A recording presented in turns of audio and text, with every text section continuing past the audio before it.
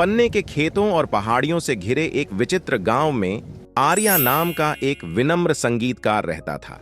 आर्या न केवल अपनी मंत्रमुग्ध कर देने वाली धुनों के लिए बल्कि अपने दयालु हृदय के लिए भी जानी जाती थी। एक दिन जब आर्या गांव के चौराहे पर टहल रही थी, उसने गांव वालों के बीच चिंता की फुसफुसाहट सुनी। फसल बहुत कम हुई थी और कई परिवार गुजारा करने के लिए संघर्ष कर रहे थे। उनकी दुर्दशा से प्रभावित होकर आर्या ने बदलाव लाने के लिए अपने संगीत का उपयोग करने का निर्णय लिया।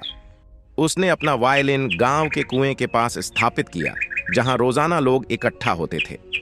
जैसे ही वह खेलती थी, एक जादुई चीज घटित हुई। नोटों ने चिंताओं का बोझ दूर कर दिया और ग्रामीणों के बीच एकता की भावना खिल उठी। आर्या की उदारता से प्रेरित होकर ग्रामीणों ने जरूरतमंद लोगों की मदद के लिए जो कुछ भी वे बचा सकते थे, भोजन, कपड़े और यहां तक कि अपना समय, योगदान देना शुरू कर दिया। जल्द ही गांव में उदारता की ध्वनि गूंज उठी।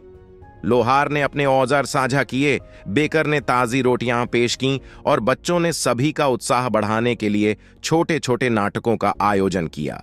गांव एक सामंजस्यपूर्ण समुदाय में बदल गया, जहां दयालुता का प्रत्येक स्वर दूसरों के साथ सहजता से मिश्रित हो गया।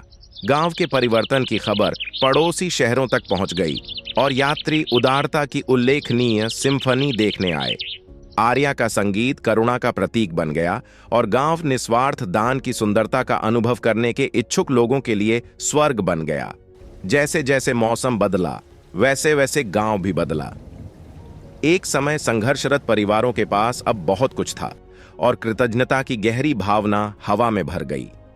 आर्या ने अपनी धुनें बजाना जारी रखा, न केवल मनोरंजन के लिए बल्कि सभी को उनके जीवन पर उदारता के अविश्वसनीय प्रभाव की याद दिलाने के लिए।